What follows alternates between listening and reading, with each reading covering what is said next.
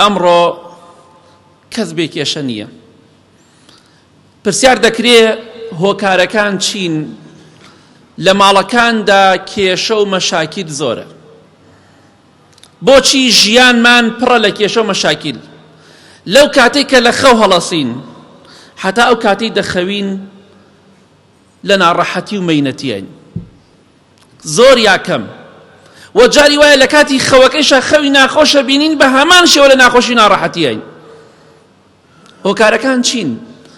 بۆچی ئێمە لە ژیانماندا لە ناو ماڵی خۆماندا لە ناو ماڵەکاندا کێشە و مەشاکیل زۆرە؟ یەکێک لە هۆکارەکان ئەوەیە ئێمە مەشغوڵین بە عەیب و عاری خەڵکەوە. عەیب و عاری خۆمان لەبیر چووە. ئیمامی ئیبن قەیم ڕەحمەتی خوا لێ بێ دەفەرمێ یەکێک لە نیشانەکانی بەدبەختی و شەقاوەتی مرۆڤ ئەوەیە عەیب و عارەکانی خۆی لەبیر بچێ و بەئاڵێ بە خەڵکیە. پێغەمبەری خۆشەویستمان صلی الله عليه وسلم لە حەدیثێکی صحیحدا دەفەرمێ فإنه من تتبع عورة أخيه تتبع الله عورته ومن تتبع الله عورته يفضحه ولو في جوف بيته. پێغەمبەری خوا دەفەرمێ صلی الله عليه وسلم هەر کەسێک شوێنی عەیب و عاری خەڵکی بکەوێ بەدوای کەم و کوڕی خەڵکیە بگەڕێ بزانم فەڵان کەس چی هەڵەیەکی هەیە، بزانم فەڵان کەس چی دەکا، ئەها ئاوای وت ئەها ئاوای کرد،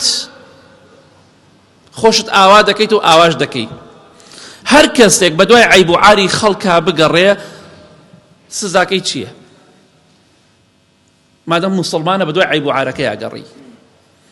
خوای گەورە شوێنی عەیب و عارەکانی تۆ دەکەوێ، تۆ بەدوای عەیبی خەڵکە ئەڕۆی، خوای گەورەش بەدوای عەیبەکانی تۆ ئادێ.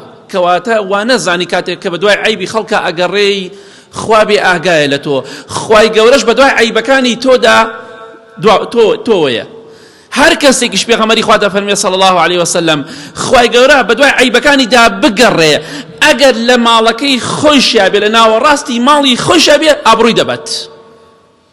کەواتە هەر کەسێک ئیشوکاریەوە بێ بەدوای عەیب و عار و کەم و کوڕی خەڵکا بگەڕێ، خوای گەورە بەدوای عەیبەکانیدا دەگەڕێ و لە ماڵەکەی خۆیدا ئابڕووی دەبا و فەزحی دەکات. چێ پێی خۆشە لە ماڵەوە حەیای بچێ؟ چێ پێی خۆشە لە ماڵەوە ئابڕووی بچێ؟ ئابڕووچوون چۆنە؟ شەرت ئەوە نیە ئیلا مەسەلەی ناموس و حەیا بێ. ئەوە ئابڕووچوون نییە باوکێک ناوێرە بەرامبەر بە مناڵەکەی قسەیە بکە، دایکێک ناوێری ئامۆژگاریەکی مناڵەکەی خۆی بکە. ئەو ئابڕووچوون نییە نەژن بە قسەی پیاوەکە نە پیا بە قسەی ژنەکە. ئەو ئابڕووچوون نییە مناڵ ئەبێ دایک و باوکی ماستاوی بۆ بکات. بۆیە هەر کەسێ بەدوای عەیب و عاری خەڵکا بگەڕێ خوای گەورە لە ماڵەکەی خۆیدا ناشرینی دەکات. زۆرێک لە ئێمە کێشە و مەشاکیلمان هەیە لە ماڵ. یەکێک لە هۆکارەکان ئەوەی بەدوای عەیبی خەڵکا گەڕاوین، خوای گەورەش لە ماڵ و حەیامانی بردووە، ئابڕوومانی بردووە. جا بۆی ئاگاداری خۆمان بین. ئیمامی فۆضەیلی کوڕی عیاض ڕەحمەتی خوای لێ بێ دەفەرمێ من سەرپێچی فەرمانی خوا دەکەم، گوناه و تاوان دەکەم، بەڵام سەرنجامی گوناه و تاوانەکەم باجەکەی دەبینم ئەو ئاژەڵەی کە پێمە، ئەو ئەسپەی ئەو مایری ئەو ئاژەڵەی کە پێمە سوار پشتی دەبم بە قسەم ناکات.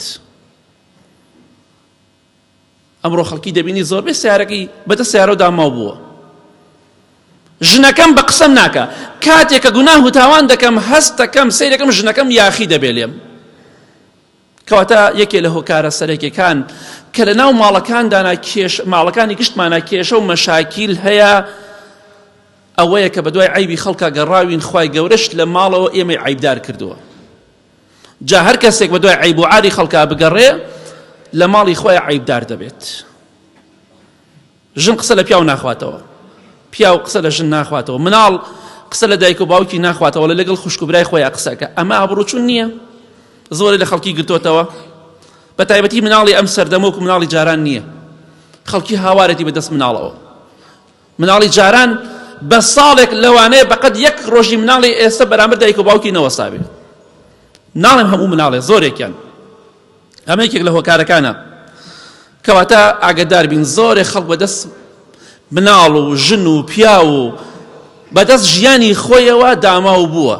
چونکە بە دوای عیبی خەڵکە گەڕاوە خوای گەورەیش لە ماڵەکەی خۆیان بەدبەختی کردووە